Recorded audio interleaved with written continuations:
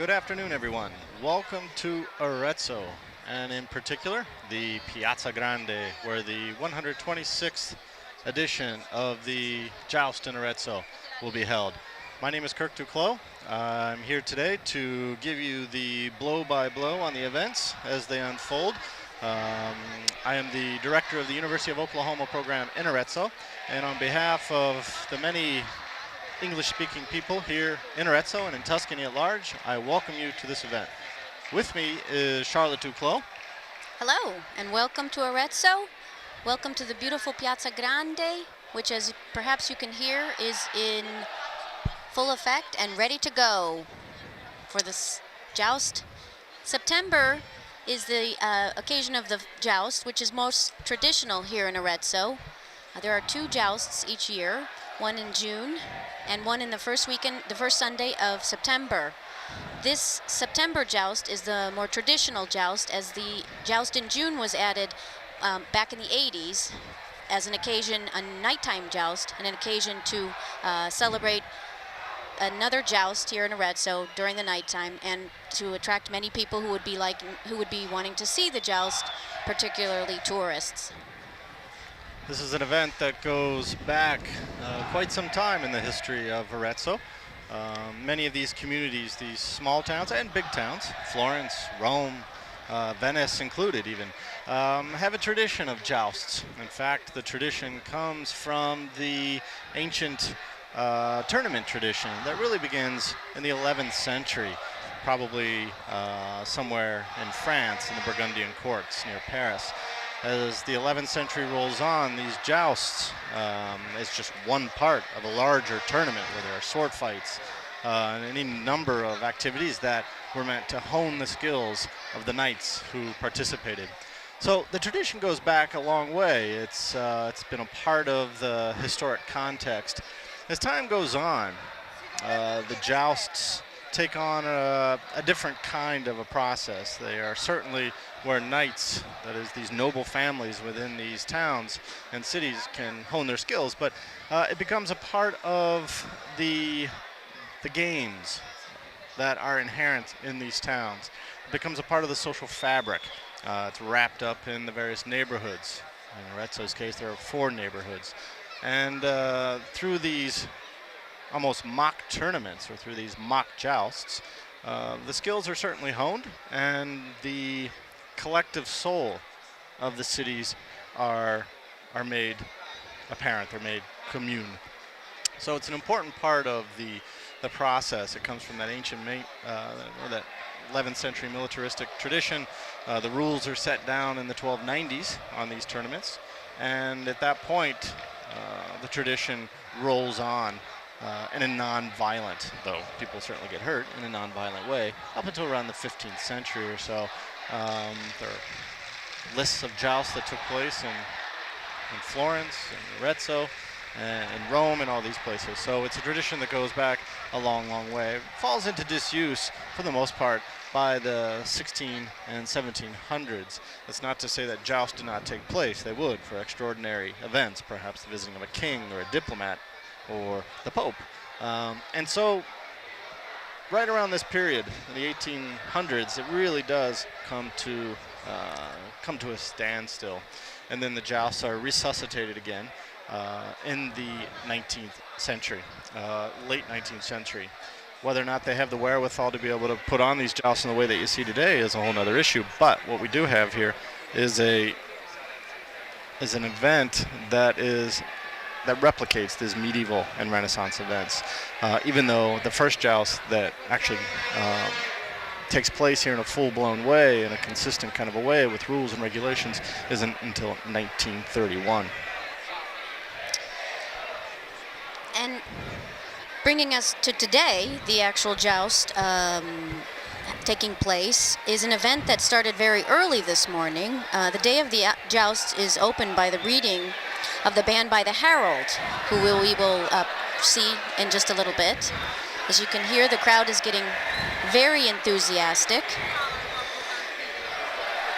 We're seeing on the screen some of the different groups that are standing in what's considered the standing area, standing room only area at this point. very enthusiastic for their particular quartieri and trying to get the fans even more revved up and enthusiastic and creating quite a sense of anticipation here in the Piazza Grande. The joust began this morning, or the preparations for the joust, the events leading up to the joust, with a multicolored historical procession, including up to 387 people, 31 horses in medieval costumes winding their way through the streets surrounding the Piazza Grande, and stopping to receive the blessing of the bishop on the steps of the Cathedral of Arezzo, or the Duomo. The tournament takes place in the Piazza Grande under the orders of the Maestro di Campo, or the Master of the Field. After the procession has settled inside the piazza, it's followed by the sounds of drums, trumpets, and the authorities, the magistrates, the jury, the 4 rectors of each quartiere, take their seats. Then it's followed by an exhibition by the famous flag wavers of Arezzo and the reading of the challenge to the burato. There are 2 jousters per section. Each one rides off twice against the revolving burato, representing the Saracen, or the King of the Indies.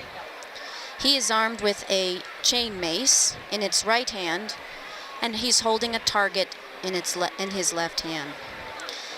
The aim for each rider is to hit the highest score on the target without being hit by the chain mace as it spins around. And the objective of the joust is to obtain the highest score, accumulated score, and win. The winning section, or quartiere, is then awarded the Golden Lance.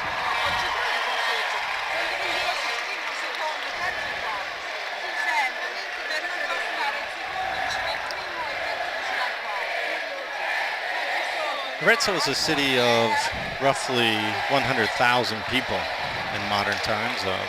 During the Middle Ages, perhaps when the original jousts were going on, Arezzo was a city of 25,000 people.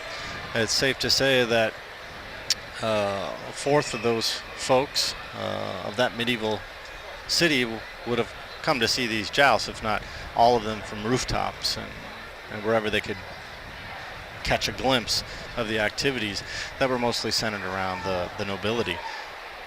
Now, with 100,000 people, it's very difficult to get those numbers in the piazza. In fact, everyone that you do see in the piazza, regardless of the quartiere or regardless of the neighborhood, pays to get in. And of course, this is to support the vast number of people that are necessary to make this event work safely and securely. Basically, the stands are set up in a way that allude to the cost of the ticket, certainly, but also of the importance of the people who are sitting in those seats. And this is a time-honored tradition in any public event. Obviously, those people who have the best seats are the most important people. Same would have been the case in ancient Rome, or any of these public events. The stands are filled with standing room only for the local young people who are very much into this joust. There's standing room for them, and there's expanding those recently. There's well over 5,000 viewers, I guess I should say, people who show up here to see the events. Many of those are standing room only, so they're showing their their love of their quartiere, their love of their neighborhood by standing here for the entire event. And I guess they keep the blood flowing by bouncing around and jumping around and enthusiasm. The seated seats are for those people who are want a bit more of a calm experience. But I have to tell you, it's fantastic to be here and to see the piazza, I guess, in its original context.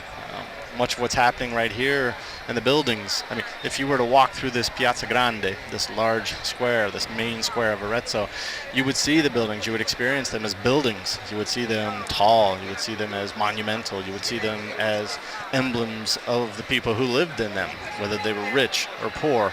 And both kinds of people, both socioeconomic classes would have lived in this piazza. It was this main market center for the city. But to have the joust, that is this 13th, 14th, 15th century event playing out in front of these buildings, which in fact have witnessed these events in their real, honest form back in the day, really is quite an experience. There's a very difficult time trying to find the real Italy when you come to Tuscany, because there's so many people in this province. Florence has 12, 14 million people a year. It's very difficult to find those untouristy kind of places. But I think coming here to Arezzo to see one of the jousts, you see the untouristy Arezzo. You see the real deal.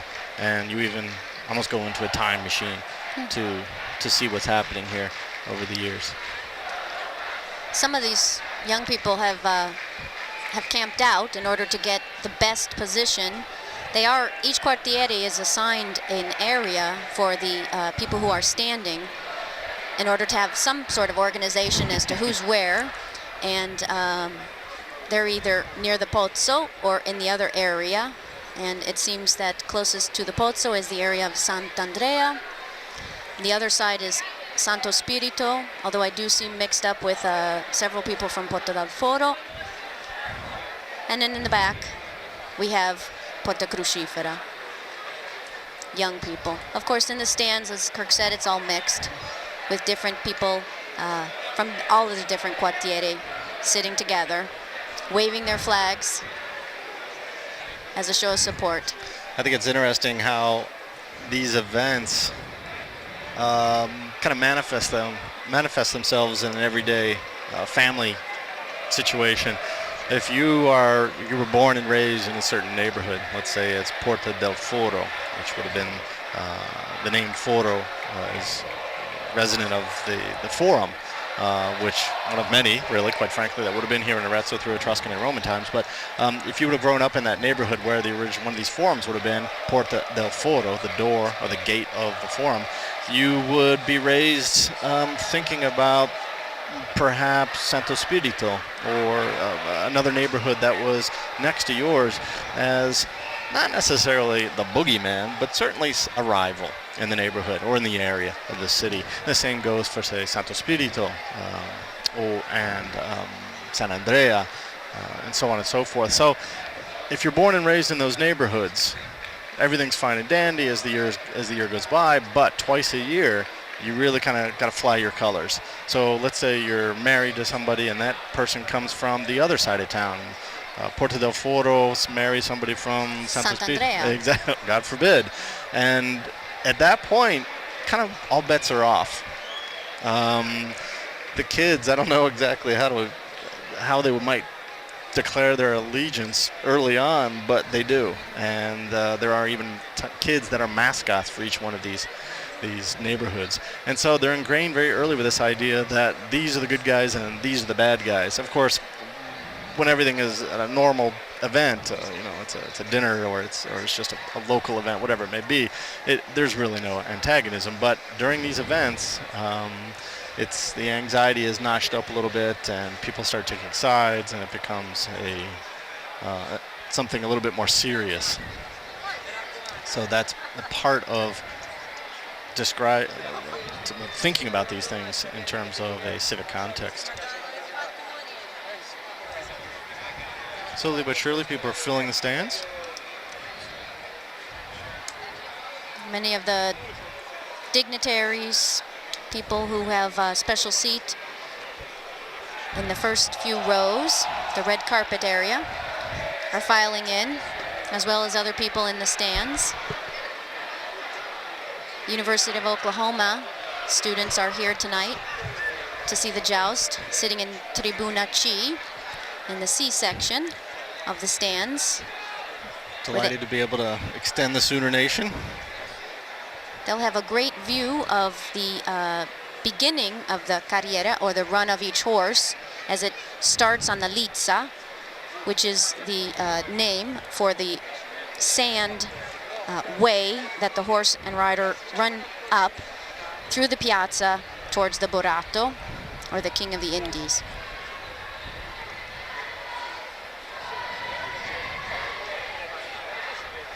As the transmission goes on, you'll have a chance to see, as in this case, some of the various coats of arms that grace the buildings in Piazza Grande. They're representative of all different times in the history of the city and various families and entities, both political and private. And they make up the kind of visual imagery that glues this town together. It's very difficult to remember anything if you don't have a visual image of it, and therefore what you're looking at in the piazza, along with the events, the physical joust, the events that are taking place here, you also see a pop-up book effect of the history of Arezzo, and it's one of the ways that these events are so important. It's one of the reasons they're so important. They glue the community together.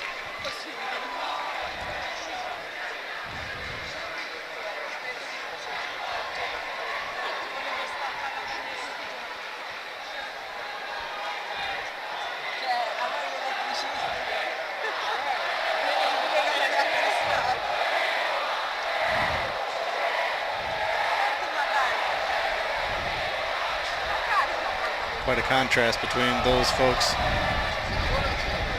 sitting in the stands and those youngsters standing.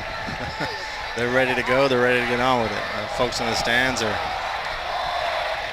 shaking hands, making sure everything's okay, meeting the right people. This is exactly how it would have been 1,000 years ago. Nothing has changed.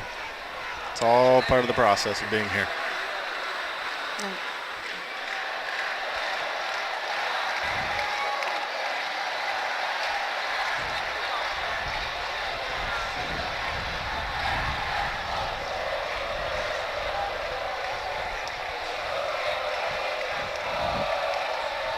Most important monument that does grace the Piazza Grande is, of course, the loggia designed by Vasari in the 16th century. Vasari was one of the first great, and certainly the most proficient, if you will, or I guess when we think of art history today, we think of Giorgio Vasari. He was one of the first to actually look at documents and go back and interview people and so on and so forth. And of course, Giorgio Vasari is responsible for the famous book written about the artists, for the most part, here in Tuscany. And he was not only a writer, he was also an artist under the Medici dukes in the 16th century. And as part of his work for those dukes, he came to his hometown, came back to his hometown, and where he did have a residence, and reformed this Piazza Grande, which was in fact twice the size that it is today. So it really did own up to its name. It was a huge piazza. Now it's still Piazza Grande, but it's about half its original size. And that's thanks to the great Giorgio Vasari, probably the most famous, one of the most famous people from Arezzo. In the piazza, typically on the first Sunday of the month here in Piazza Grande, is the Antiques Fair that happens every first Sunday and the preceding Saturday in Arezzo. As this piazza was needed for the joust every first Sunday of September, the famous Antique Fair has been moved up to a different site in the Prato Park behind the Duomo. I think this is probably one of the busiest weekends in Arezzo for this year, with the joust taking place today, the Antiques Fair taking place yesterday and today, and the Polifonico, which is also taking place in Arezzo and finishing up today. So there is plenty of activity of all sorts for all types of people in Arezzo today.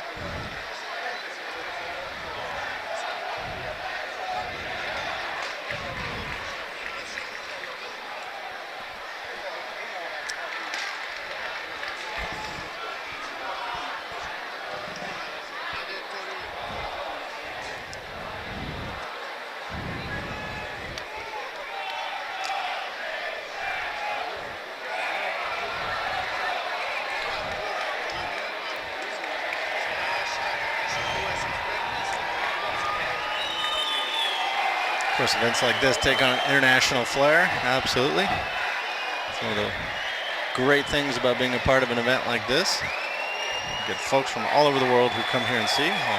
Actually, folks you were just looking at actually live here, but that's okay. Brings in all kinds of folks who come from far and wide just to see this event.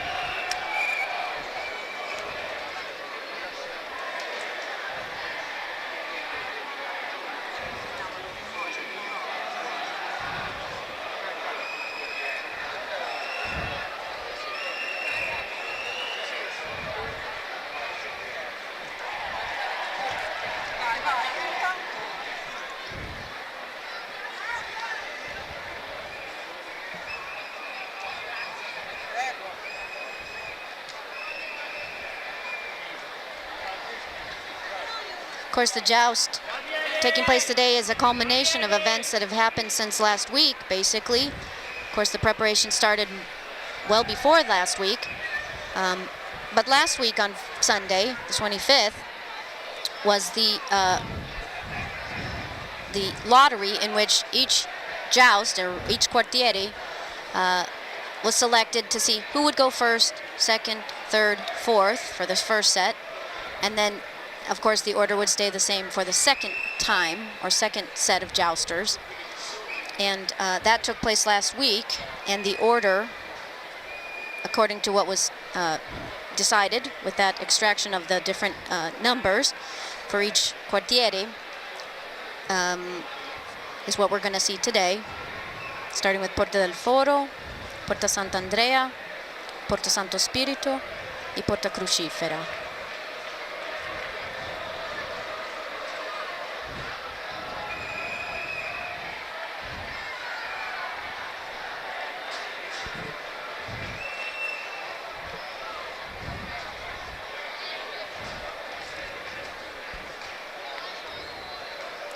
Roughly 5,000 people here in the piazza today. They've recently expanded the number of seats. As you can imagine, the main, I guess, one of the most important aspects of these events in modern times, of course, is to generate revenue for the local community. As Charlotte described, this is a huge event, especially when combined with the Polyphonic Festival international level, a very important festival, along with an important female artist, women artists show that's going on as well. There's been a concerted effort by the community to kind of make this day in September, the day of the joust, as a nexus for many of the aspirations for the city. That is to encourage tourism, to encourage this idea of bringing people in and knowing that they have hotels and good service and restaurants and so on and so forth. Of course, the back stop on this, the template are places like Florence, which have it down to a science and have since the 1800s. Arezzo is new to this game, and these events not only are in the heart and soul of the city, but they're also a vehicle for finding the city in its modern context. Not just with tourism, but with other events that may kind of revolve around the things that are happening here under the rubric of the joust.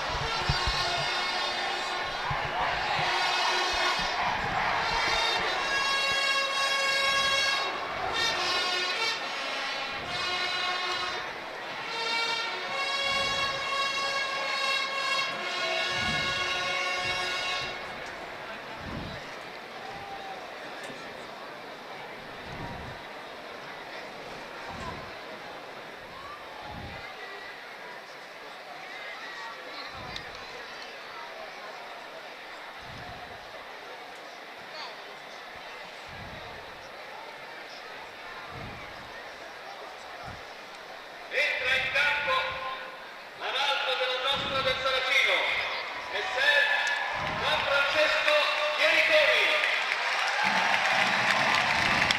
Just announcing the beginning. Proseguono le dame e i pazzi. So the first person to enter into Piazza Grande as part of the entourage or the ceremonial procession for the beginning of the joust is certainly one of the most well-known of figures here in the joust over the years, the herald.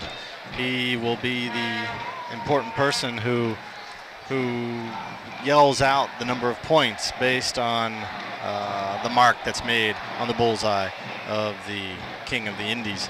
So it's his voice that most folks from Arezzo, Aretini, associate with the joust in modern times.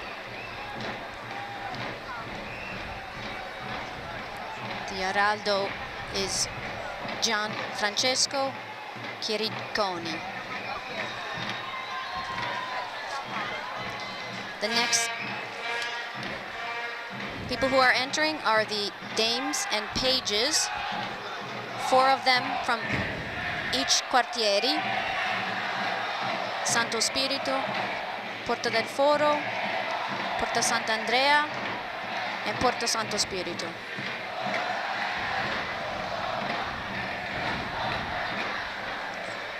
Insegna la magistratura della Giostra, condotta dal primo magistrato messer Marco Lioni.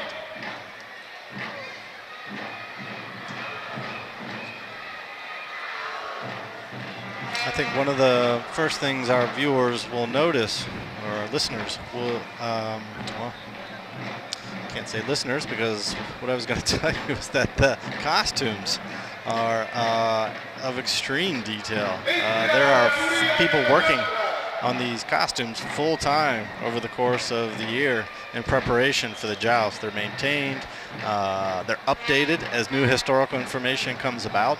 It's a very important part of what makes the joust legitimate, or what makes it honest, if you like.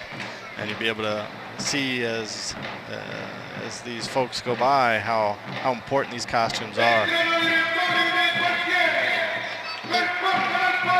The Heraldo, or herald, is announcing the entrance of the magistrates and the chancellor, who are in red and black,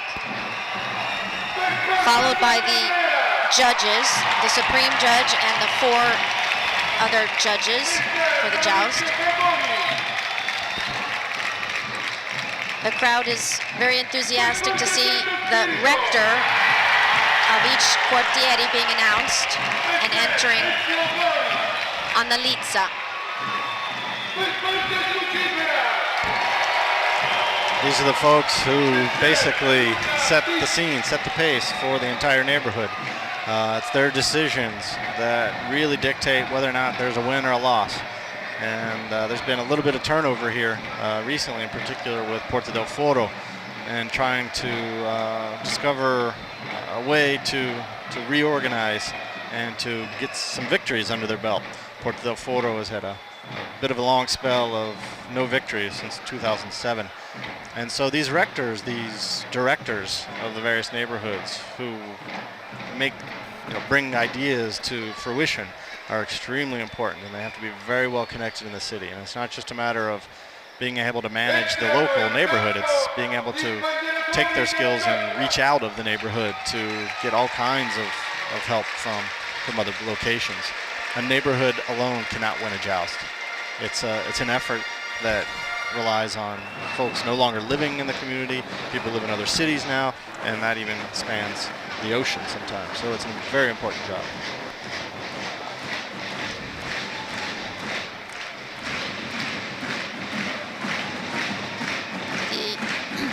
The next to enter are the musicians for the joust, followed by the flag throwers. Arezzo, very famous on a national level as well as internationally.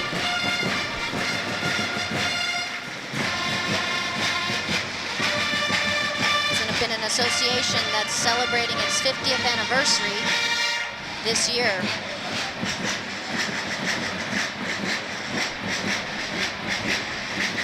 The flag throwers as well as the musicians practice all year round. Of course, concentrating in the period before the joust, but dedicating a lot of time to their practice of flag throwing and performing. I also think it's safe to say that the flag throwers are probably the most famous group of individuals that have come out of this joust tradition here in Arezzo. These folks travel far and wide. It's kind of part of what they do. They're not just flag throwers here dressed up twice a year. These are individuals that act as ambassadors for the city of Arezzo. It's a very, very important role, and they take it very, very seriously.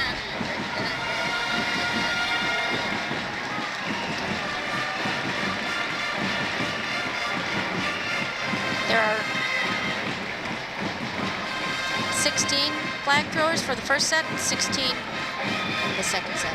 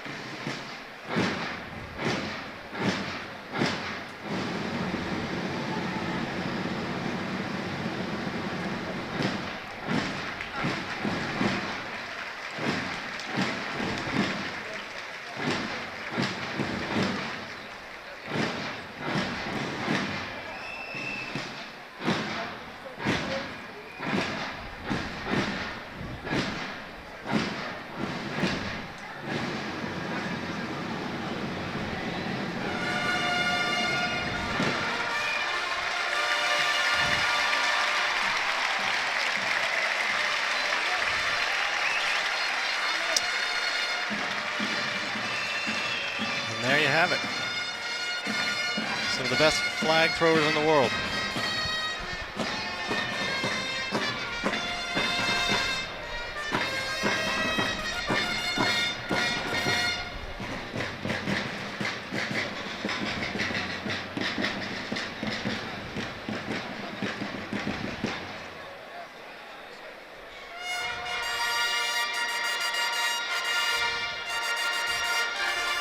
Of course, generations of flag throwers.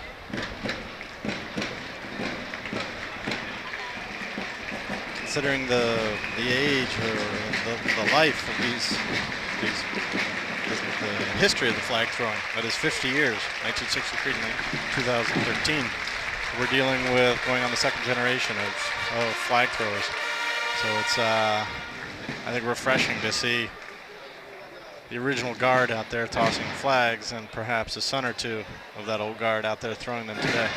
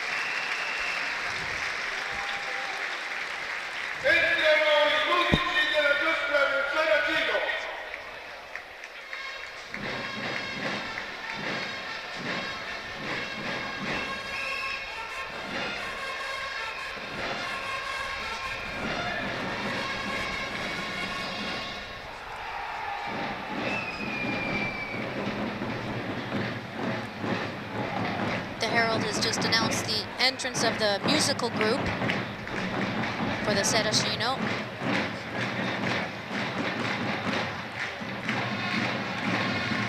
Composed of about 40 musicians. Again, a very popular group.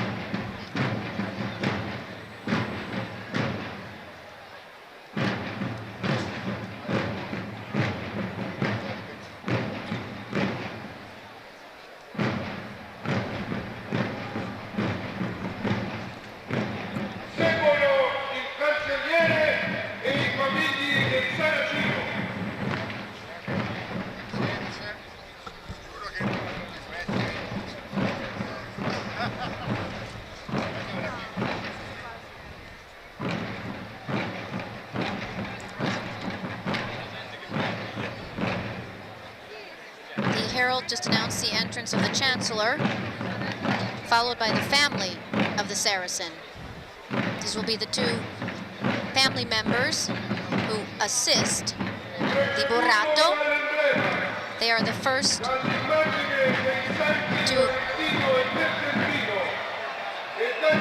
approach the Burrato to take the scorecard and pass it to the judges.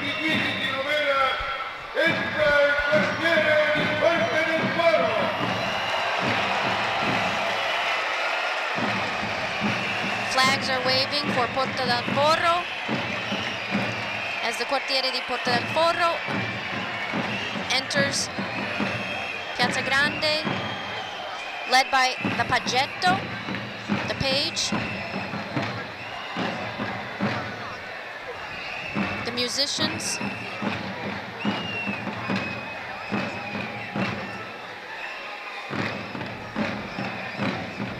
the coat of arms,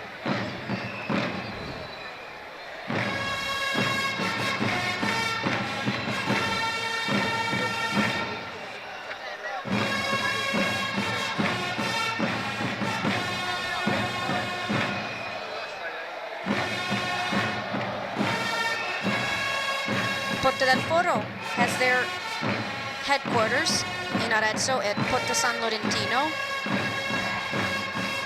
Their colors are yellow and crimson.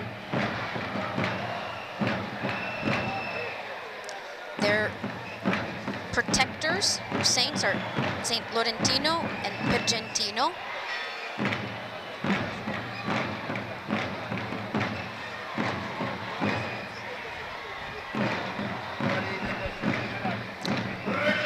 Led by the Rettore Sandro Sganappa.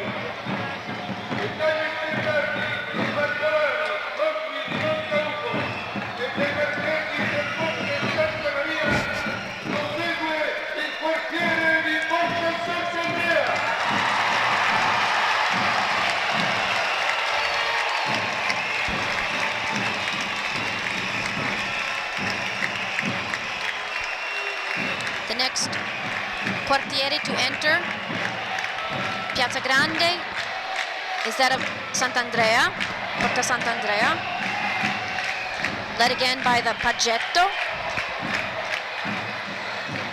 The Rettore Maurizio Carboni, who has already entered.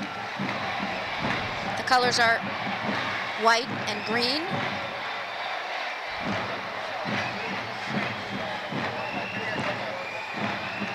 They have their headquarters in Palazzo San Giusto, Piazza San Giusto. And their protettore, who is depicted in the second banner after the coat of arms, is Sant'Andrea Guasconi.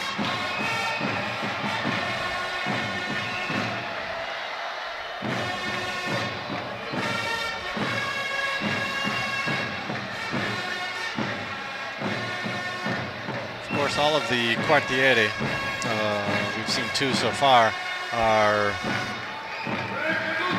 very much embedded in the history, the local history. That's what makes these events so interesting, embedded in the local history of the cities in which these events take place.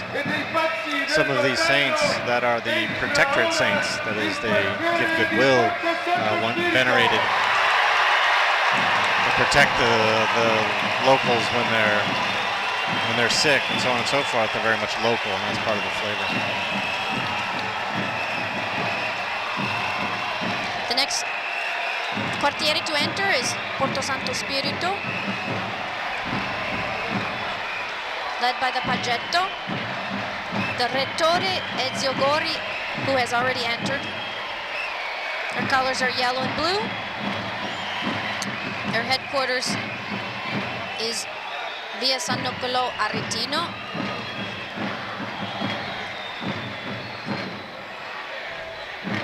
Their protettore, depicted in the second banner after their coat of arms, is San Jacopo.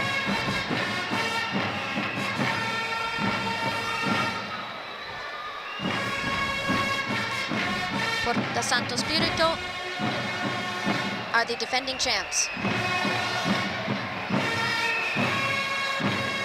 I believe we're 3 consecutive jousts now in a row.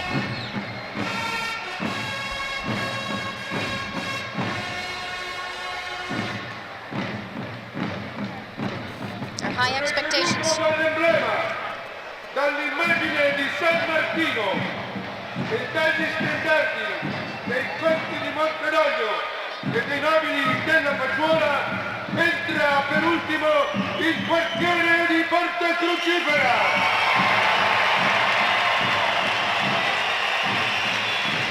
And the final quartiere to enter is quartiere di Porta Crucifera, led by the Paggetto. Their Rettore Luca Bicchi.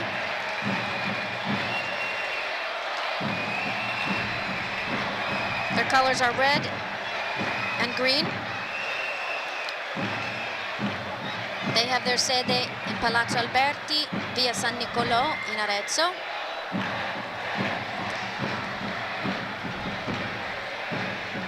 Displaying the coat of arms, and behind it, the banner depicting their protettore, or saint, is who is San Martino.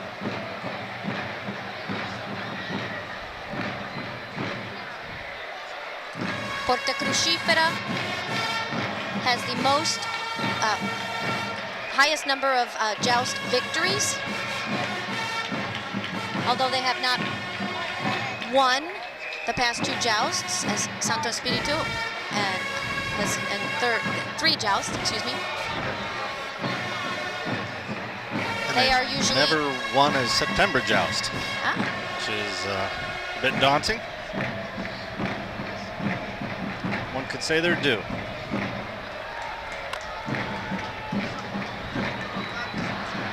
I think the sentiment among many Aretini is that Porta Crucifera has won enough times. It's time for someone else. That could be. They tend to be the most despised. You either love a winner or hate a winner.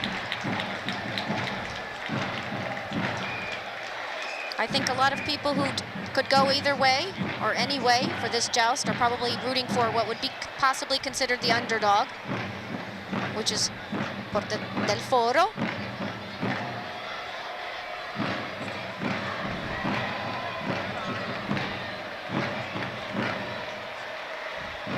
So all 4 of the quartieri have made their way down the list with a lista, and they have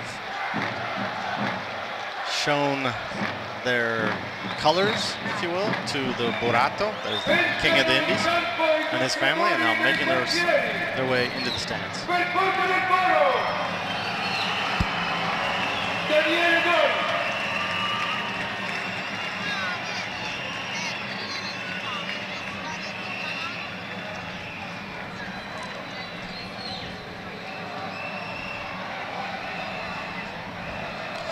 Now that everyone's assembled in the piazza, all 4 of the neighborhoods, with their musical entourage, their colors waving, they'll get a chance to see the horses and the riders, who are, of course, the main protagonists here tonight.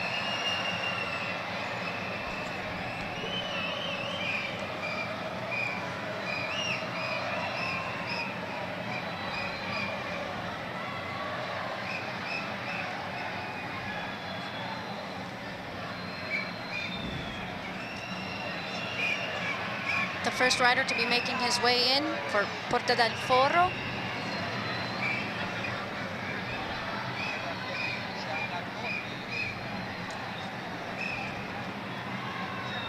is Daniele Gori.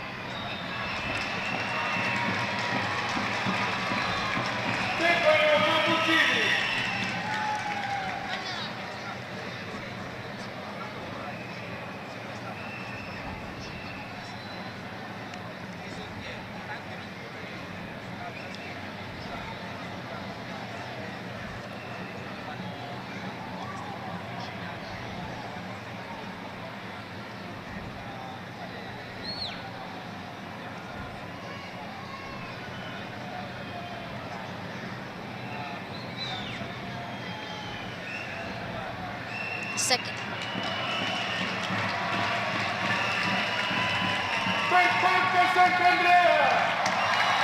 Stefano Mamuccini was the second rider.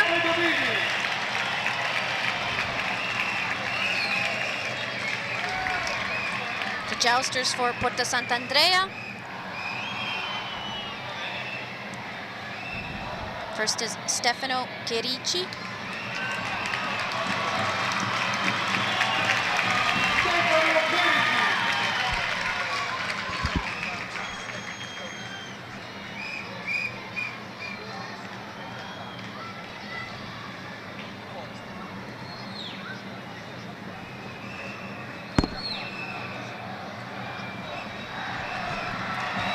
Enrico Vedovini.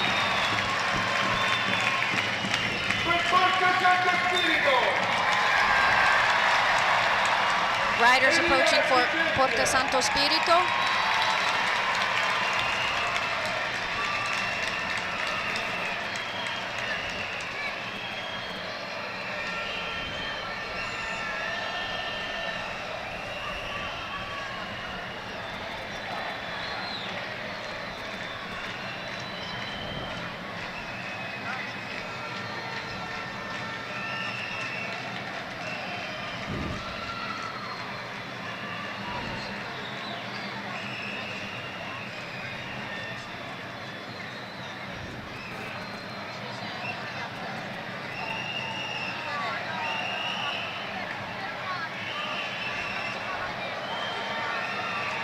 There's a bit of a pause.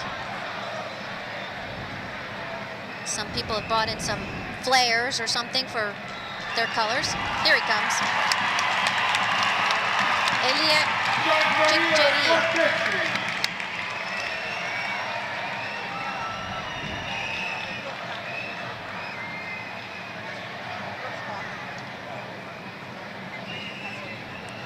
Next is Gian Maria Scortecci.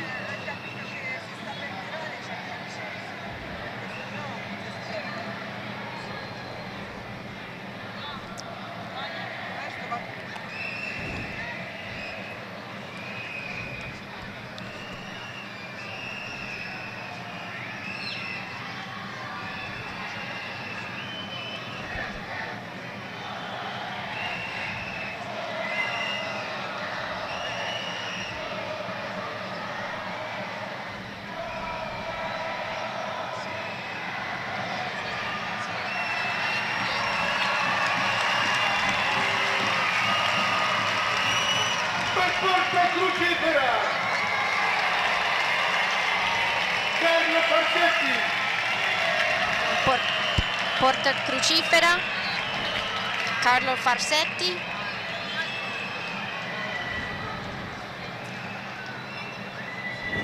Well-known name here in Arezzo.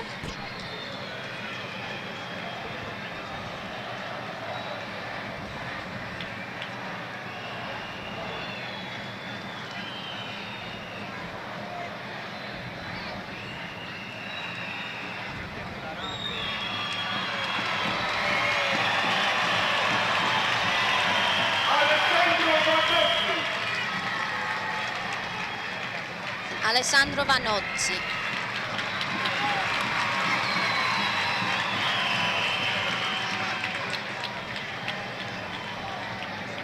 I think it's really interesting to see the different types of horses that they have here. There's no one set type of horse that runs these jousts.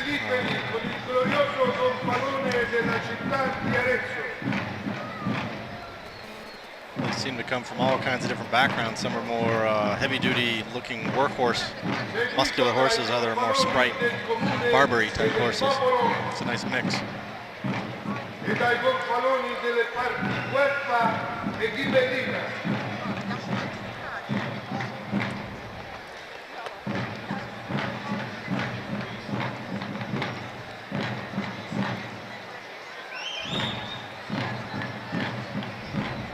Fanno il loro ingresso in piazza i balletti del comune, recanti il trofeo della Giostra, la lancia d'oro.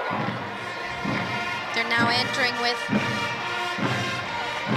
the coveted Lancia d'Oro lance, golden lance, this year dedicated to Giuseppe Verdi, in occasion of the 200 years since his birth.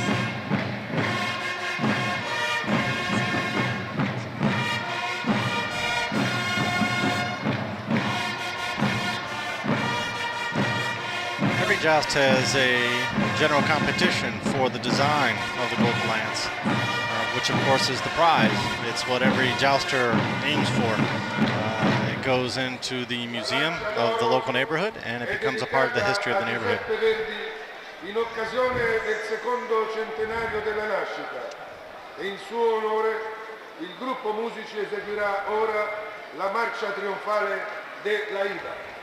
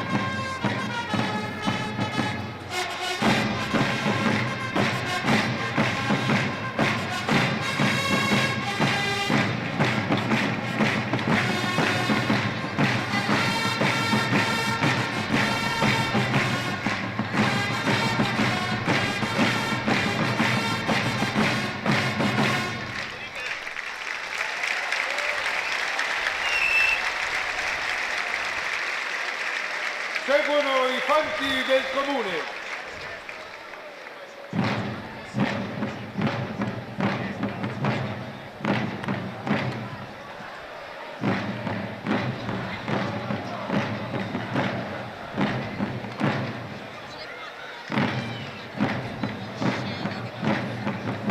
See the lancio d'oro.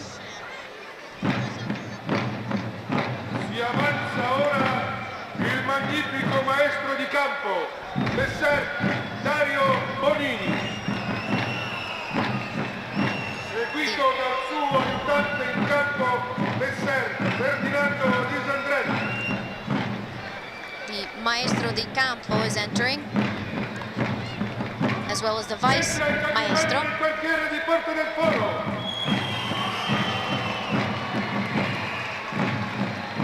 The master of the field is one of the most important people on the list that is on that hard pack path, technically called a list.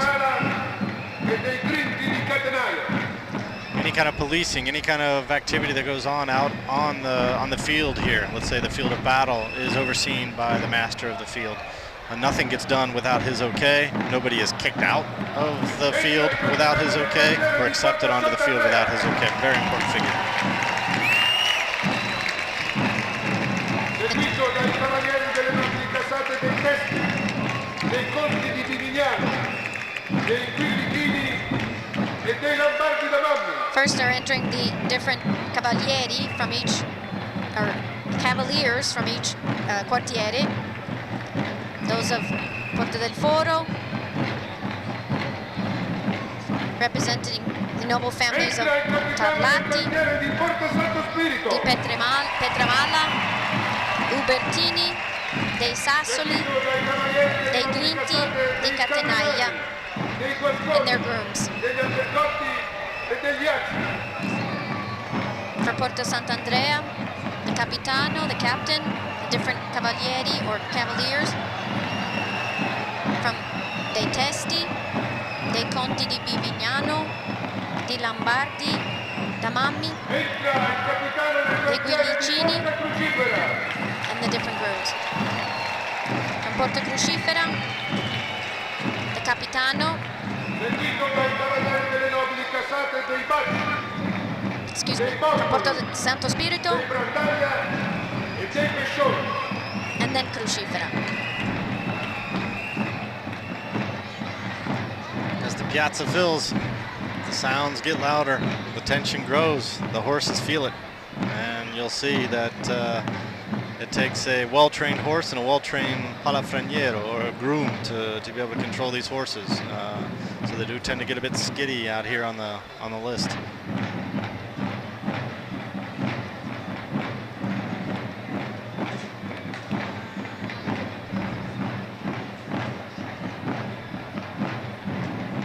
These neighborhoods of the four have a series of noble families that's associated with them, the so-called knights, and these are the families that the suggestion is that tradition has it that these were the families that were found in these various neighborhoods.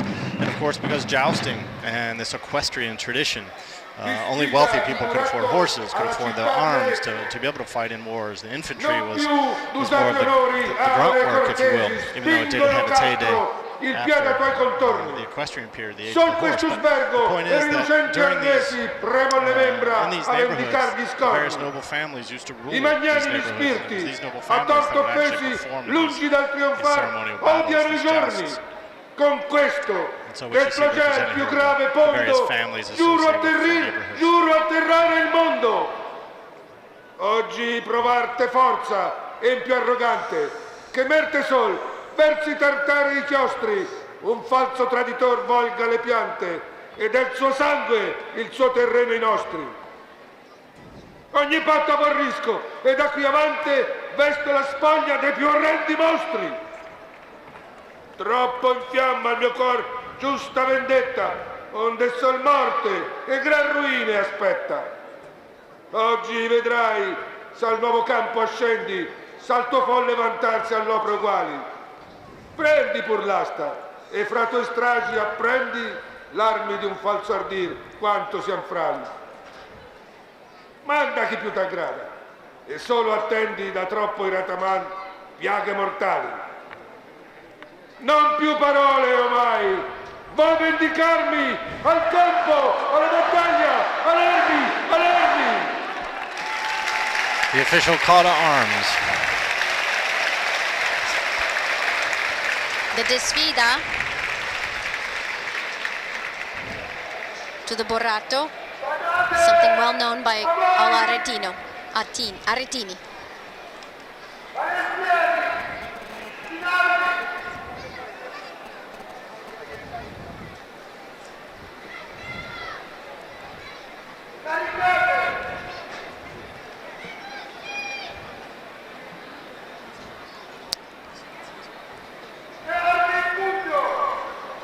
Call to arms.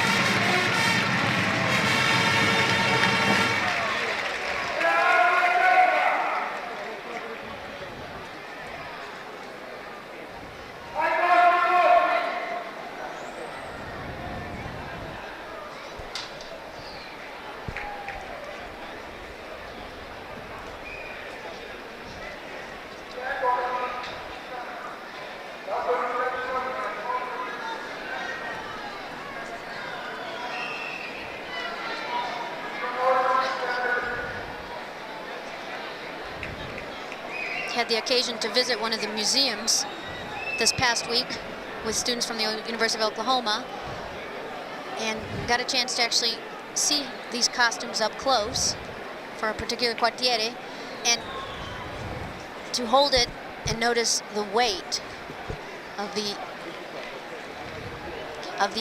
costumes is pretty significant. Not something you would actually notice or realize, as well as some of these helmets that they wear.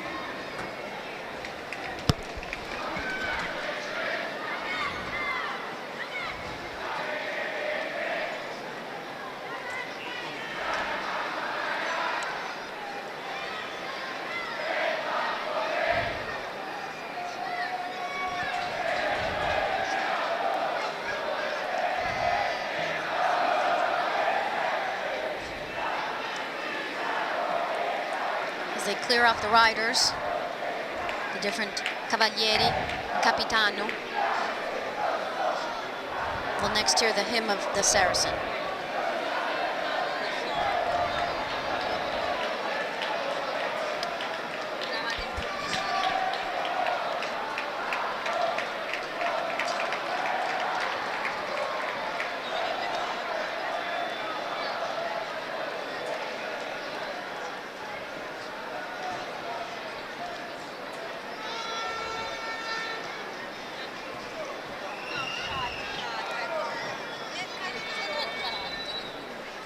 Il gruppo musici della Giostra e i musici degli sbandieratori eseguiranno ora l'inno della Giostra, terra d'Arezzo.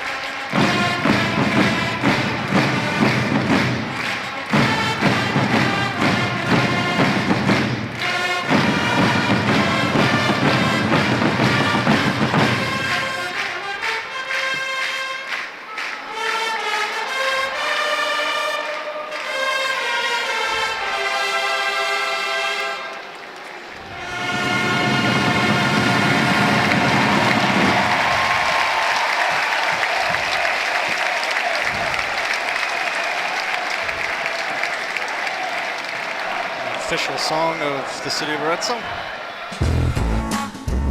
Ci sono cose che rendono brillanti tutti i giorni. Piccole cose che a casa e al lavoro rendono la giornata straordinaria.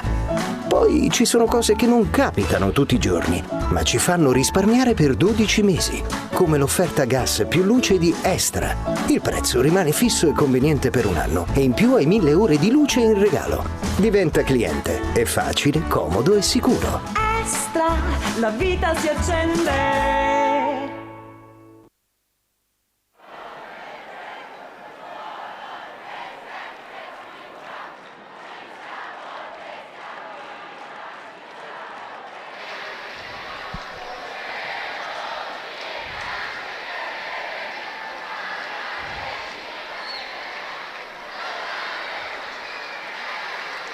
Here you see a pretty good view of the route, that is the list, that the Giostra will take, starting from the well in Piazza Grande, going up the piazza towards the Sari's Loggia.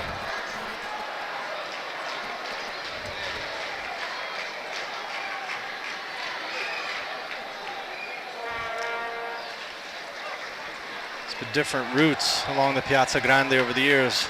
In 1931, when it first ran, and it was official in 1932 in the way that we're seeing it today in terms of rules and regulations, the list was down on the lower side, so it basically ran downhill along the main square, whereas now it cuts across diagonally going uphill. So, you know, as time goes on, these aspects of the joust change depending on the urban fabric, the needs, the wants of the locals.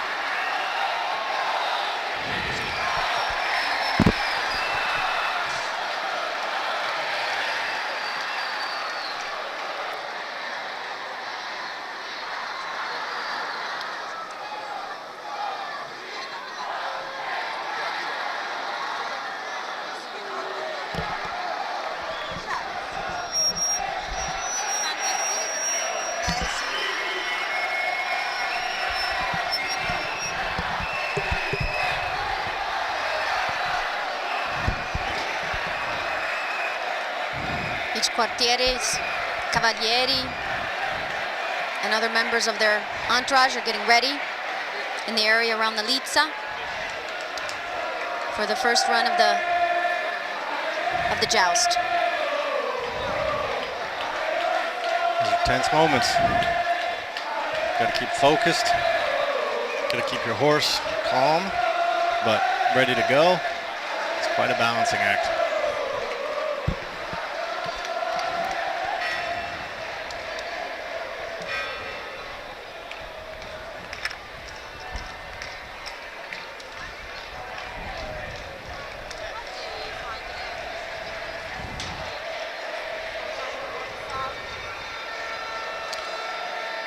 The Famiglia del Borrato is preparing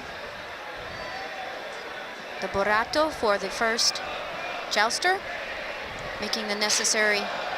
Giving it a trial run to make sure it works. She's been quite the story this week since the King of the Indies has decided to disobey the orders of the local community by not spinning. And so it's been quite the hubbub, but it seems to be working just fine now. It's interesting, the lance that they use for each joust is actually not the Lancia d'Oro, of course, the golden lance that they win as the trophy or prize. Each lance is given to each cavaliero or each jouster by the maestro del campo. He is the only one that can touch it, and a quantity of chalk or carbon is put at the top. to be able to mark the target. It's actually being stamped at the moment with the ink, looks like, not necessarily carbon. May have traditionally been the case. And upon leaving the hands of the maestro de campo, cannot be interfered with. Each of these lances is made out of chestnut wood. It is about 3 meters, 95 centimeters long, and weighs roughly 4 kilos.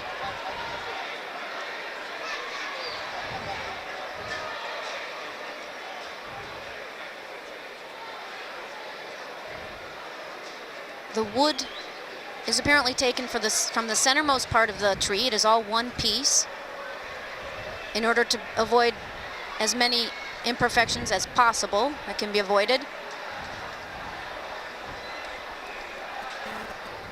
Yet, of course, if the lance is broken, that is actually something that the different quartieri would like to do in order to gain double the amount of points that they mark.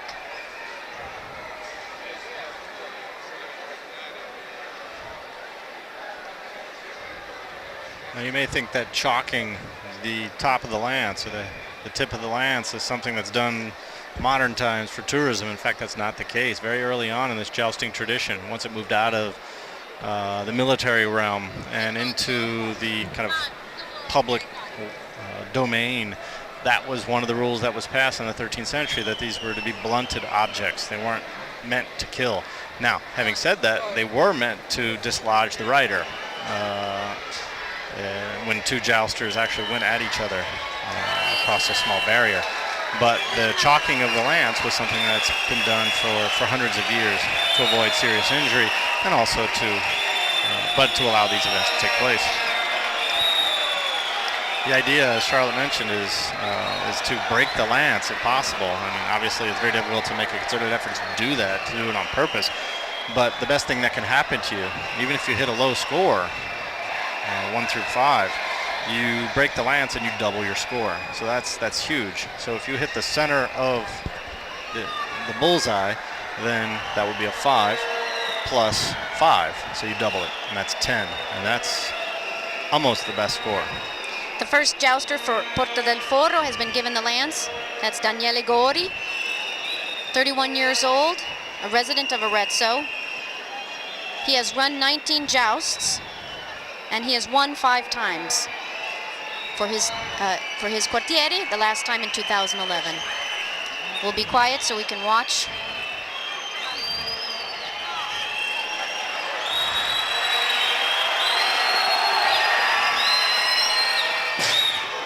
Ooh. And so hit that squarely. The 2 members of the familia take it to the giudice.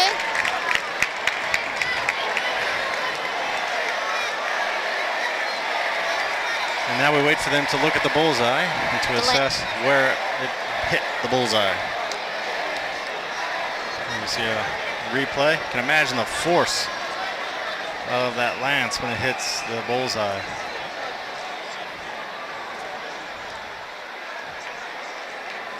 And of course, we'll let you decide what you think the points are going to be based on that image.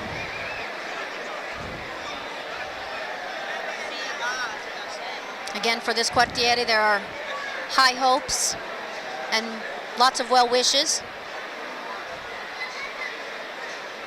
We know many people from this quartiere will be watching in anticipation to see the outcome and the score done by Daniele Gori.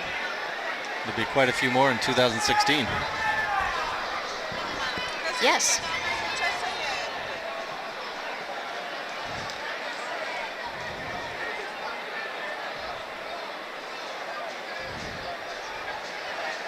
As is the case in many of the jousts that we've seen, there are a lot of people. Il primo cavaliere del quartiere di Porta del Foro ha marcato punti 2.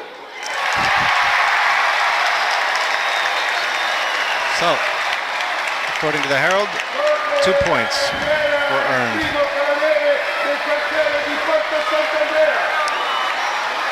Tensions are running high. Have a Porta del Foro bit of a melee in the square here. is not very happy with the score, to say the least. Of course, has nothing to do with the person who announced it.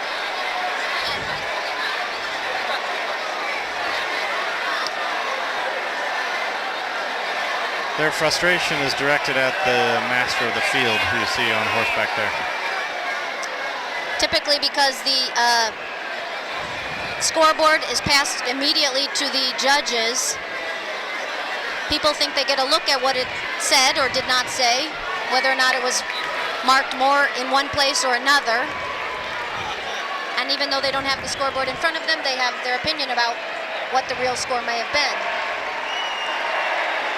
Of course, the whole point in having judges is to get out from underneath the subjectivity of marking a bullseye at 15 kilometers an hour on the back of a horse.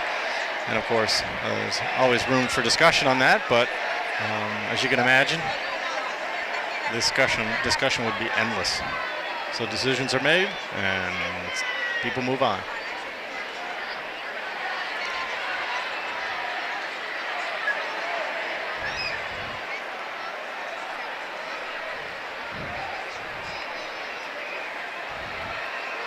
I think part of the frustration here has to do with the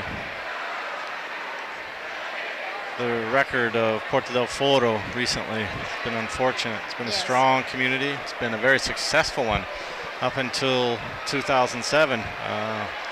Many of the jousts that were won by the more recent winners have been just that, recent wins. And one of the traditional powerhouses has been Porta del Foro.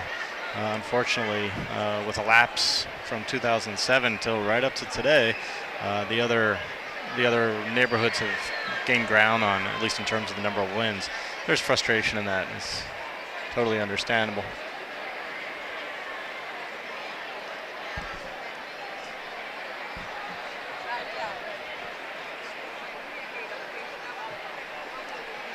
Knowing that this is one of two of their opportunities to score points. Of course, the Quartiere of Porta del Foro is not at all happy with the 2. When the maximum score is 5.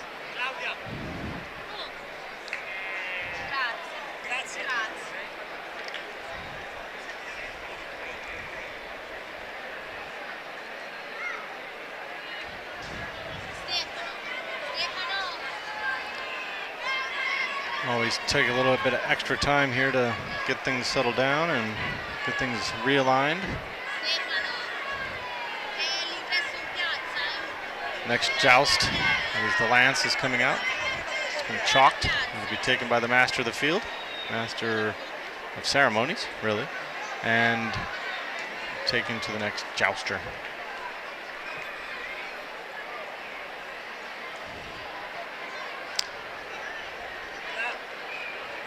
The family of the King of the Indies stand by awaiting the next assault.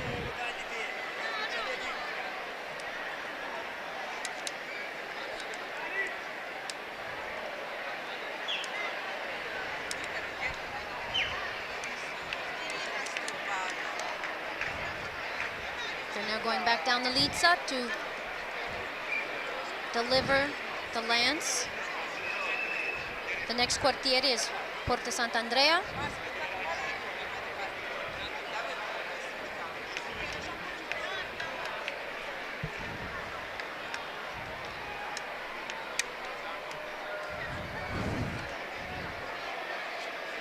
The first jouster, Stefano Cherici for Porta Sant'Andrea, 35 years old, resident of Arezzo. Again, a veteran here with 19 jousts under his belt and 6 wins, the last one being in 2010.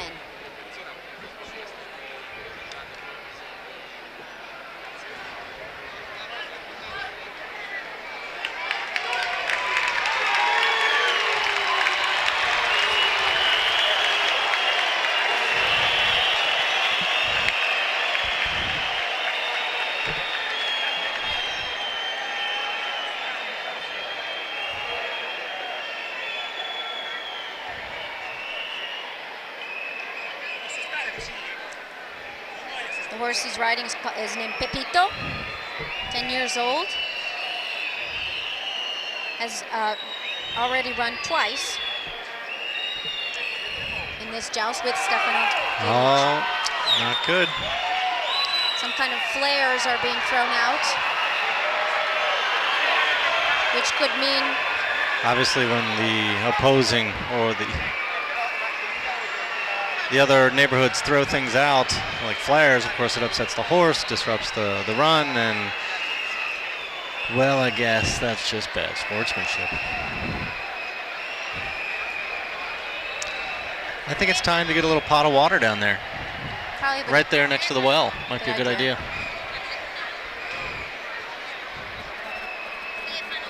They're using some sand from the Liza.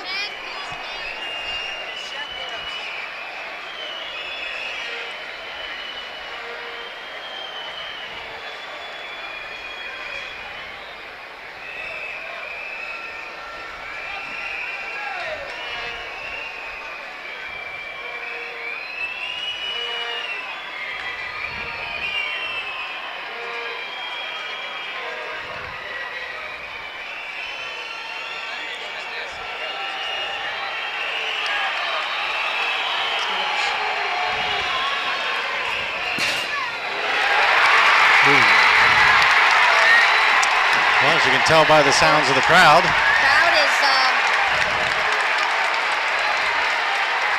It looks like Sant'Andrea might have hit their mark.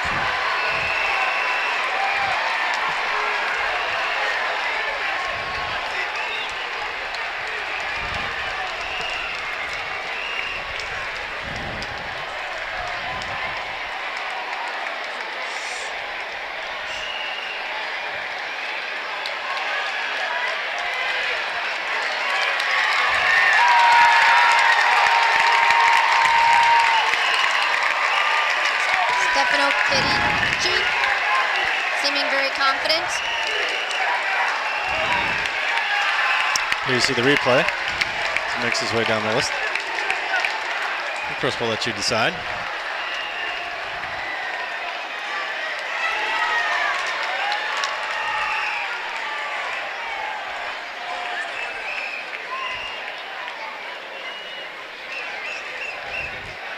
Now you get a really good view of the King of the Indies as he spins around. If that rider is hit by those balls, that mace, then points are deducted. Each one of those balls on the mace is coated with charcoal, and so you can see it on the back of the rider if it does hit him. And of course they check that after he runs through. If he's hit, he loses points. So not only has to hit the bullseye as best he can, he has to get out of the way.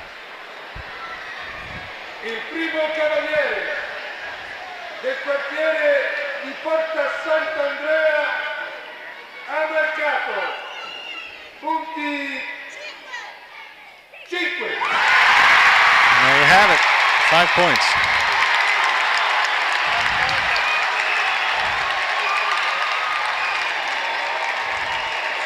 Corre la carriera il primo cavaliere del quartiere di Porta Santo Spirito.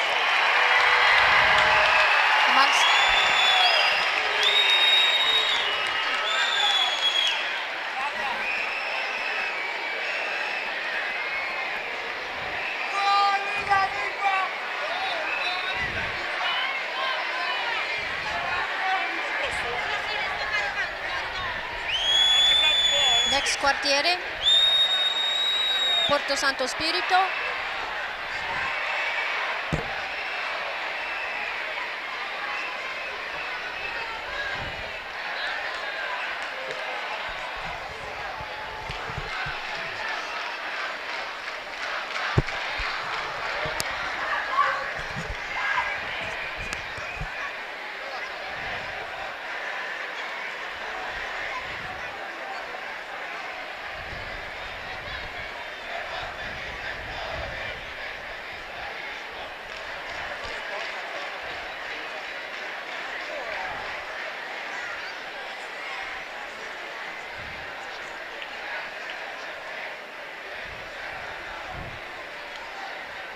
Now we're ready for the third rider.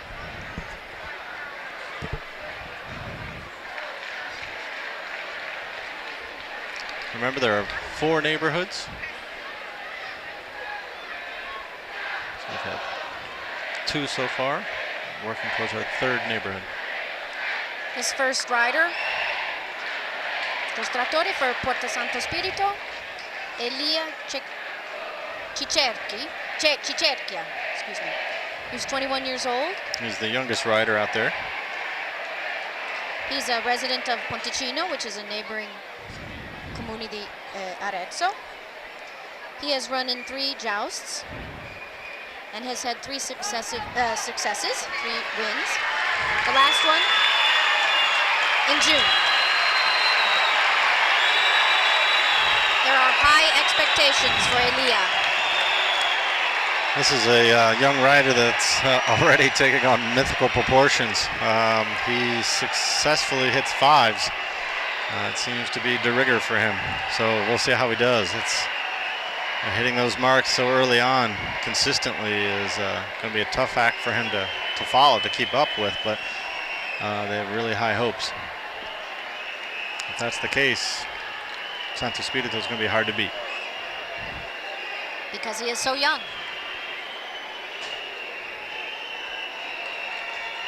Remember, Santo Spirito has won the last 3 jousts.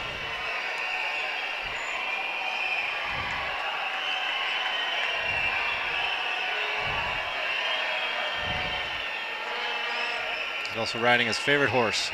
He's jumped with this horse competitively. He's trained with this horse, so Baby Doll is the horse's name. Here we go.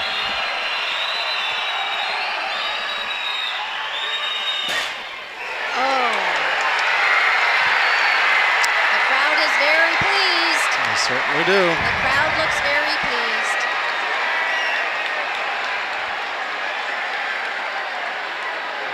Not so sure the rider looks all that pleased, but it's hard to say. He gives the lance back.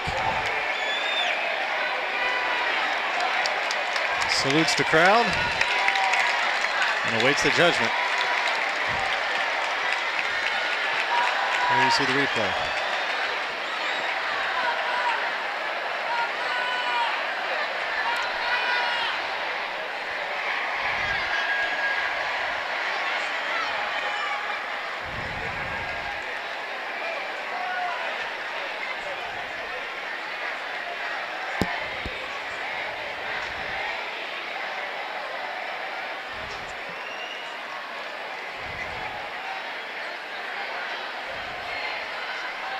There are several rules that govern any instances that happen out of the ordinary of going down the Lizza or breaking the lance, dropping the lance, that involve either points being added for things that are positive, like breaking the lance, or things that are deducted for the horse falling, the rider falling off the horse, dropping the lance,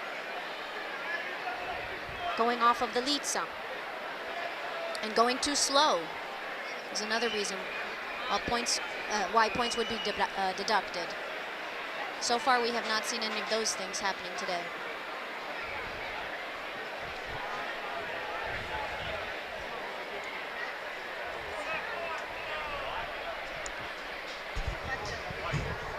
Yeah, we misspoke.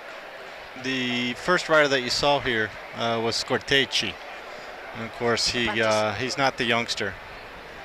He's actually, he's a fairly young guy. He's 27 years old, but he's been around a while. He's been working his horse Machine Gun for quite a few years here. So he's a household name. Always a very successful rider. Always hits high points. So again, that rider was Gianmaria Scortecci.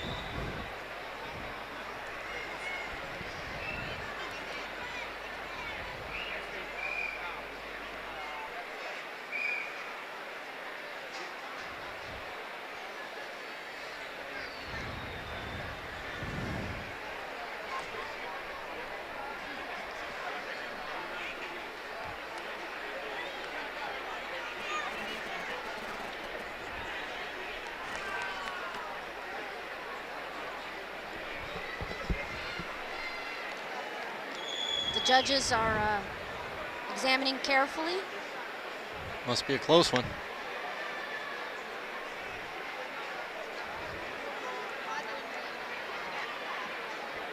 And they have now passed the score, making its way to the Heraldo, who will read us the points.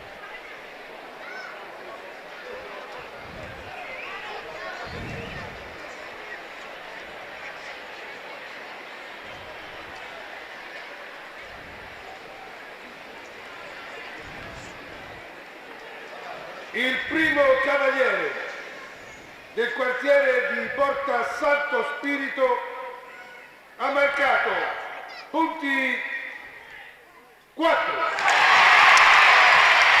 4 points. 4 points. 2 points from the first rider, 5 points for the second rider, and 4 for the third. So we have Sant'Andrea in the lead with 5 points. Santo Spirito in second with 4 points. And so far, Porta del Foro with 2 points in third place.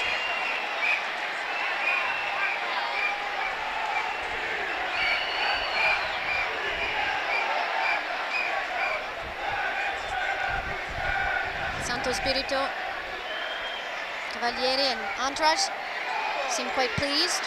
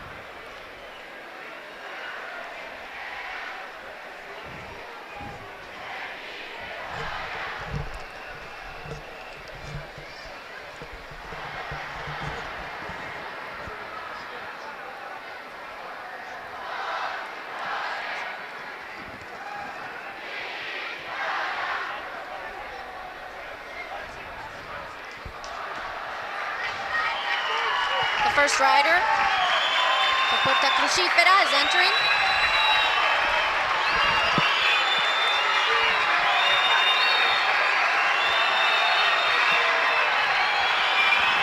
Carlo Farsetti.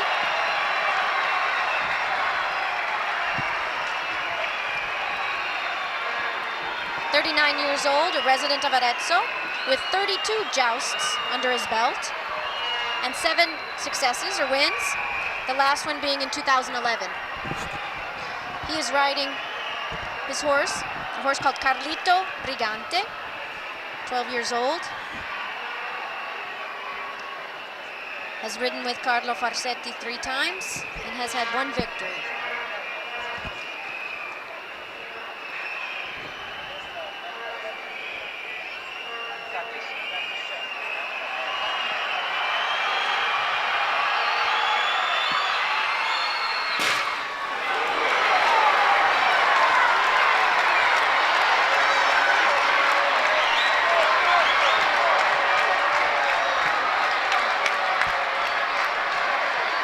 Interesting to see the enthusiasm after the points have been marked.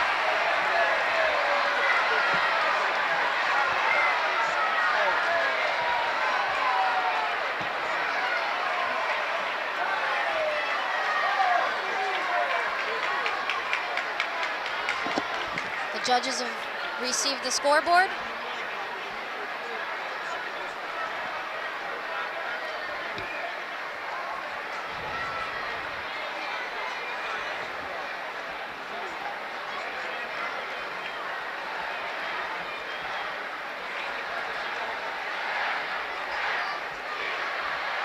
They're passing on the score.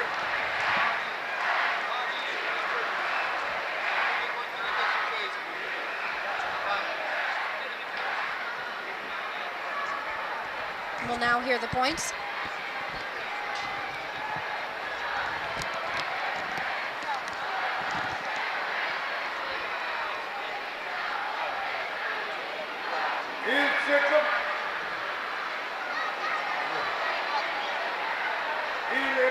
cavaliere del quartiere di Porta Crucifera ha marcato punti 2. 2 points for Porta Crucifera for their first jouster.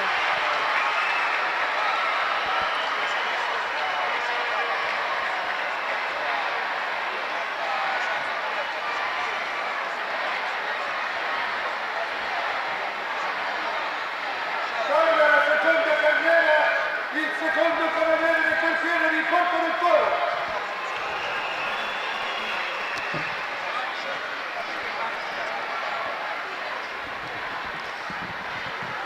Now preparing for the second round. Again, beginning with Porta del Foro. The jouster rider this time will be Stefano Mamuccini. 36 years old, a resident of Arezzo. This is his debut for the joust.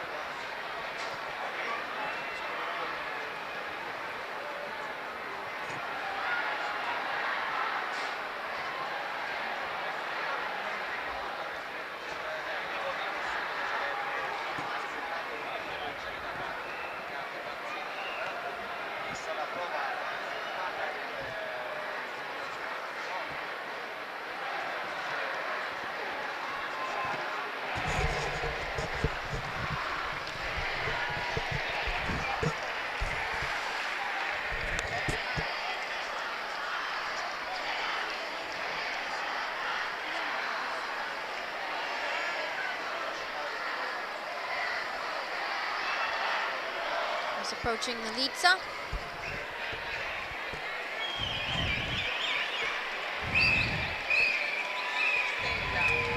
Riding Stella, 13 years old. She's a paint. Who is making her debut. A Palomino. I don't know if that's what we would call it in English.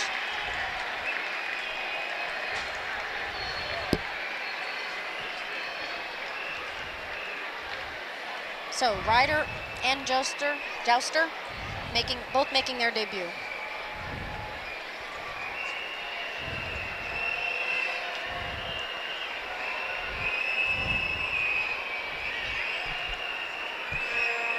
Let's hope this rider for Porta del Foro can make something of the run. His first run, new horse, should be interesting.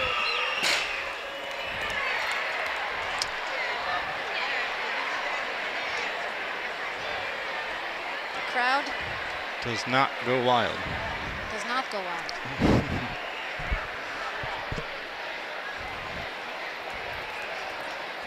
This is a rider who's been given a special chance this time around, so he's kind of on the spot. He's a replacement of a long-standing rider for this neighborhood. The idea was to change the rider and somehow change the dynamic that seems to be working against the neighborhood. A lot of people question the decision, but you never know till you make it.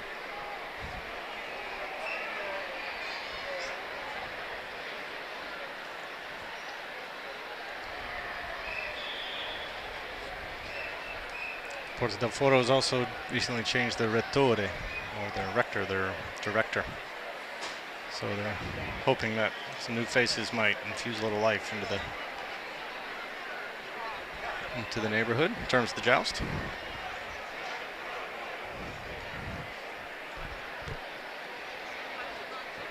Now passing on the points to the Heraldo.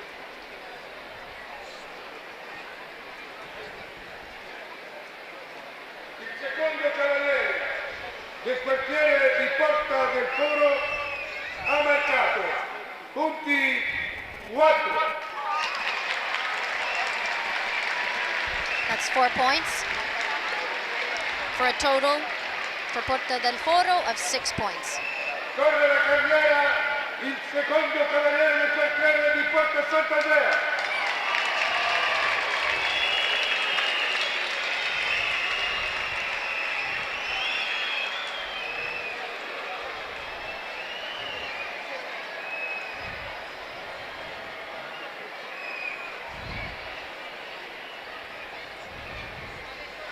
The next jousters will be from Porta Sant'Andrea. Enrico Vedovini, 37 years old, a resident of Arezzo, has done 26 jousts and had 7 wins, the last one being in 2010. Enrico Vedovini is, again, one of those riders who's been around Arezzo for quite some time. As you're noticing from Charlotte's commentary, most of the riders live in the city proper. Now, that says 2 things. First of all, that these are basically homegrown individuals, and their allegiance is really to this joust, this event, and of course the neighborhoods. Not necessarily meaning that they stick with the neighborhood the whole time. I mean, the dollar does, or the euro does talk sometimes, and they will move around. But in all honesty, they're given a lot more respect here in the city at large when they come from the city or from the neighborhoods, or at least nearby. And a lot of these neighborhoods encompass many of the suburbs that are rising up recently. So it's important to see them differently, perhaps, than, say, some of these other more famous events like the Palio in Siena. Very few of those riders are ever from Siena. Most of these participants are from the city in which they perform. So it's an important aspect of what they do. Enrico's riding Peter Pan, the name of the horse, 14 years old. He's run 10 jousts with Enrico and has had 2 victories. So this is one of the couples, if you like, in the jousts that are pretty famous. They're pretty well known.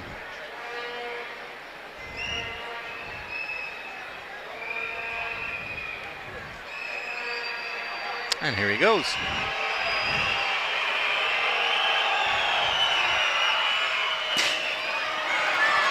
Boy, hit that squarely.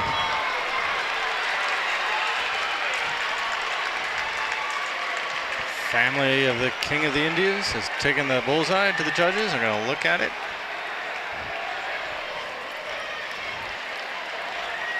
Sant'Andrea jousters giving the lance back to the judges to make sure everything's copacetic. Somehow switched it or broken it or done some harm to it.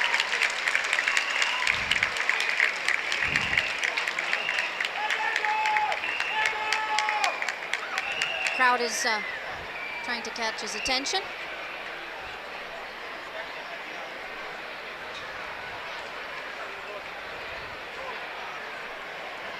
Each one of these neighborhoods has a preparatory dinner that they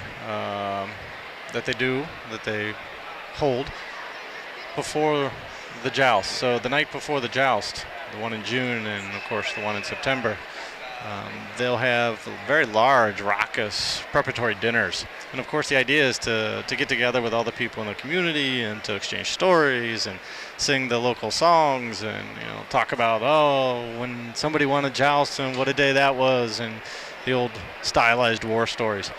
And of course the other aspect of that is,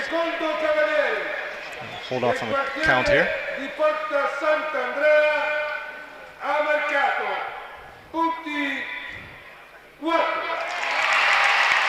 So the second row gets 4 points.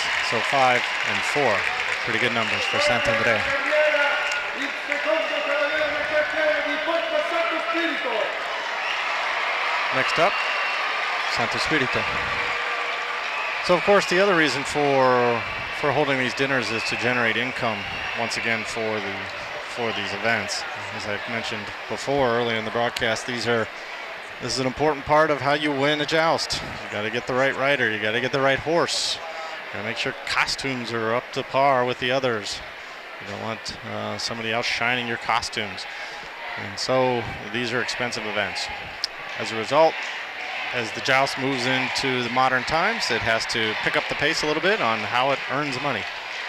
And there's nothing wrong with that. That's just the nature of the way things are working. As a result, these things are turning out beautifully. They're really well done. They're very professional.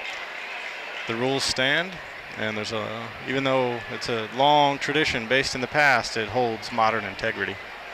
A lot of that has to do with these neighborhoods being able to pivot and to be flexible and to move with modern times.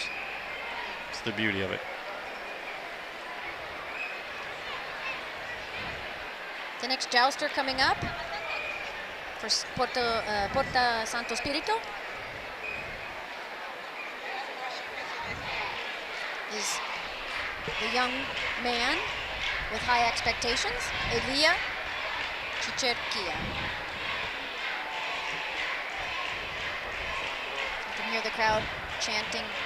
He looks more 21 years of age, this one. Yes.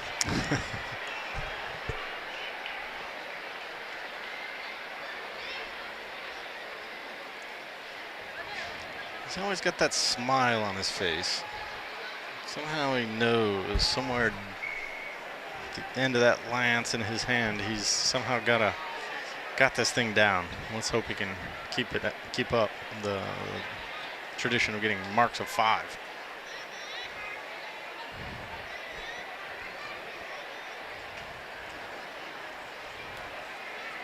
I guess we'd call that confidence. He's making his way to receive the lance.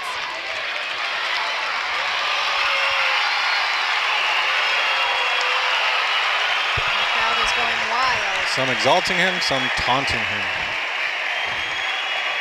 I guess when it boils down to it, if you're the rival neighborhood loses, then somehow you win.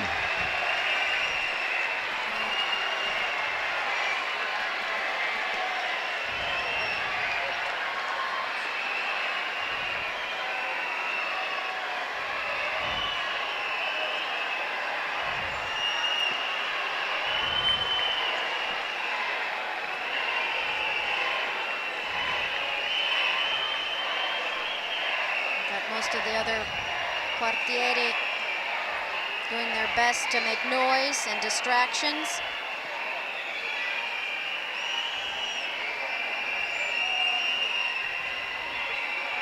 And here he goes.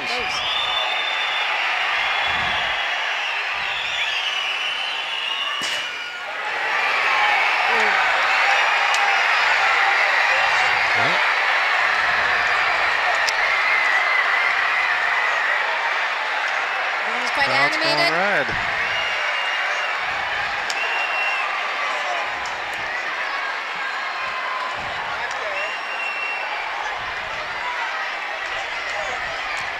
Giving back the lance. Modern times, everybody's fixated on the television to see what the replay says. Of course, we'll let you go ahead and make the call.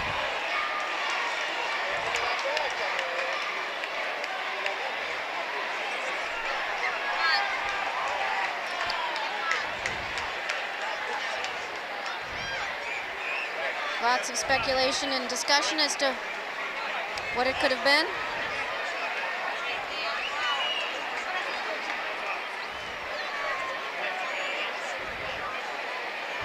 Having already marked 4 for Santo Spirito.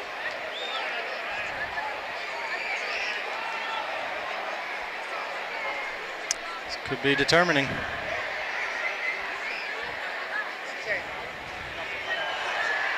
And here's the call.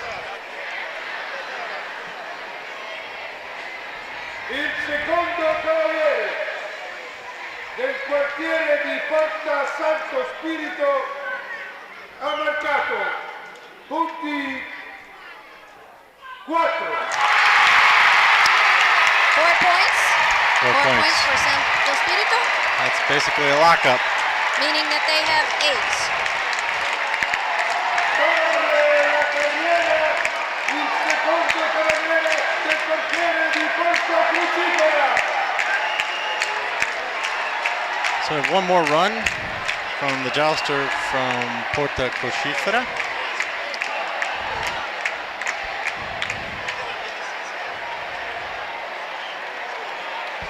Going to be a difficult run for him. Crowd is much more intent on celebrating an ironclad victory in one of the other neighborhoods. Just to recap, we've got Porta del Foro with a total of 6 points, Sant'Andrea with a total of 9 points, Santo Spirito with 8 points, and thus far, Porta Crucifera with 2 points.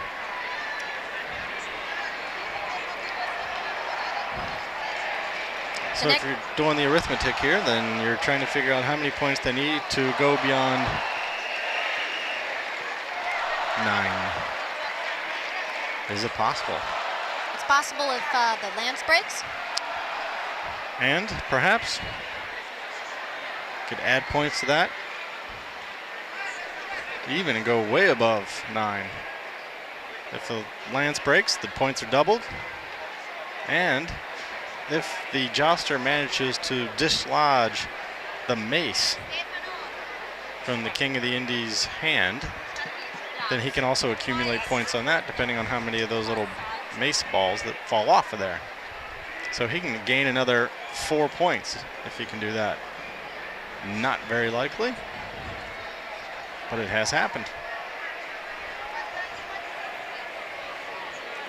The next rider for Porta Crucifera, Alessandro Vanozzi, 38 years old, a veteran, has done 40 joust runs and has had 10 victories. His horse is very, very spooked.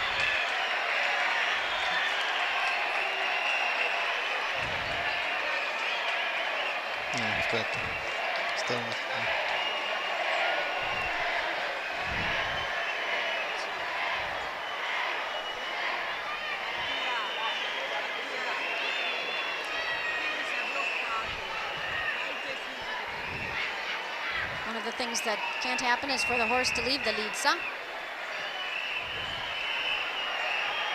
He's already going on miss. Oh, knocked off the bullseye there.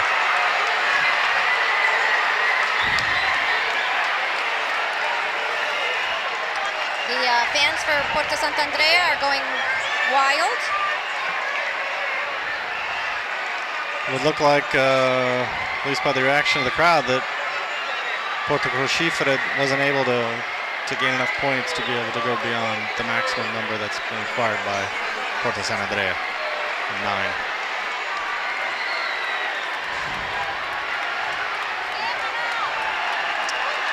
Well, even if he hasn't won, it's going to be hard to get everything back into shape again. All the fans from Sant'Andrea have rushed the field. And have commandeered Exactly. the lance. It's theirs by possession at this point. And here's the replay.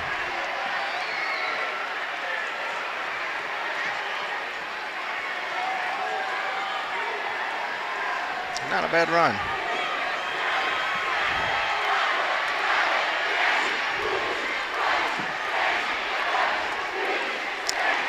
There's the mare with the golden lance, Giuseppe Fanfani. At least allowing the courtesy of the herald to finish the points.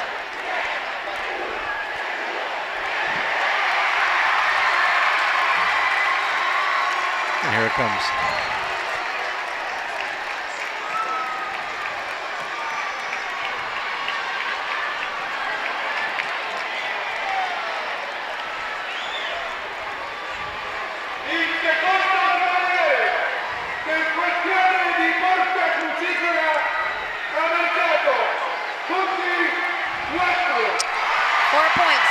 so it is definitive.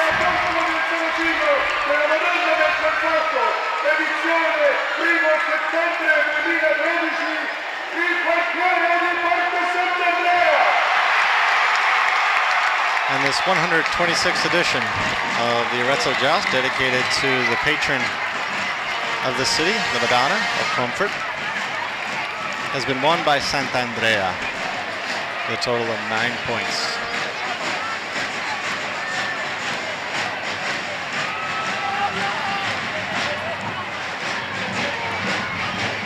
So different quartieri, musicians, spandiatori, flag throwers are making their way out of the piazza, while most of the people from the Quartiere di Sant'Andrea celebrate and are cherishing their new trophy. And so the Or passing Golden of the Golden Lance.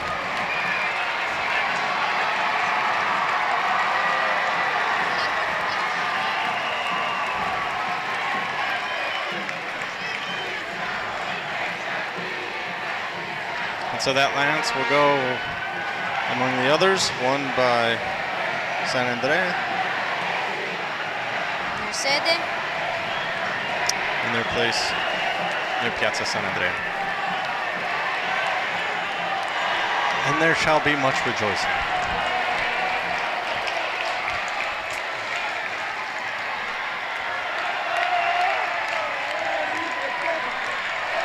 Most people will make their way to the Duomo, especially those from the Quartiere di Sant'Andrea, where they will receive the blessing.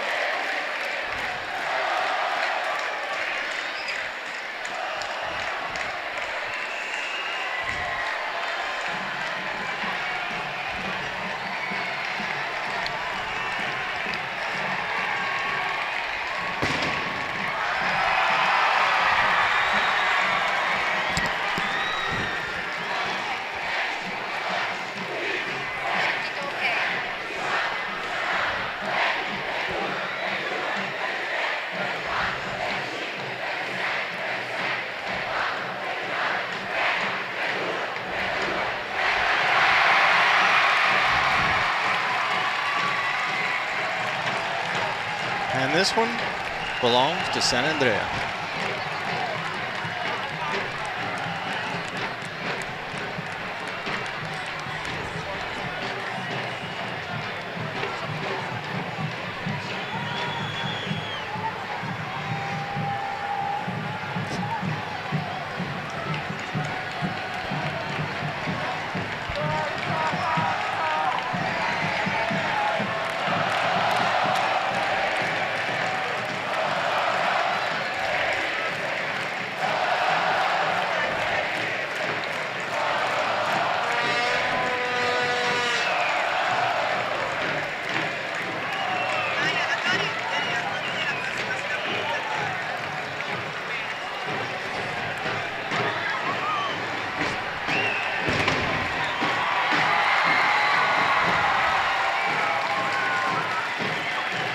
At this point, we'd like to say thanks for joining us.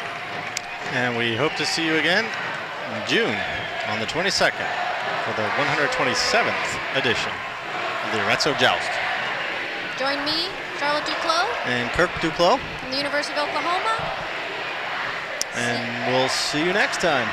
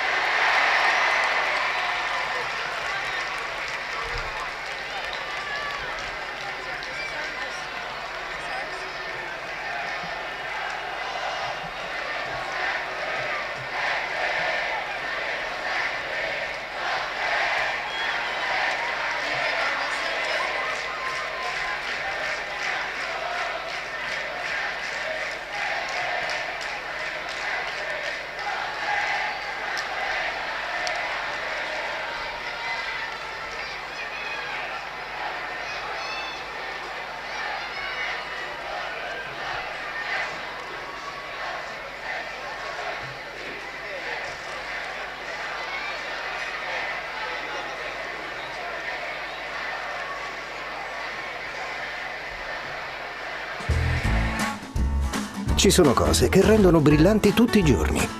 Piccole cose che a casa e al lavoro rendono la giornata straordinaria. Poi ci sono cose che non capitano tutti i giorni, ma ci fanno risparmiare per 12 mesi, come l'offerta gas più luce di Extra. Il prezzo rimane fisso e conveniente per un anno e in più hai 1000 ore di luce in regalo.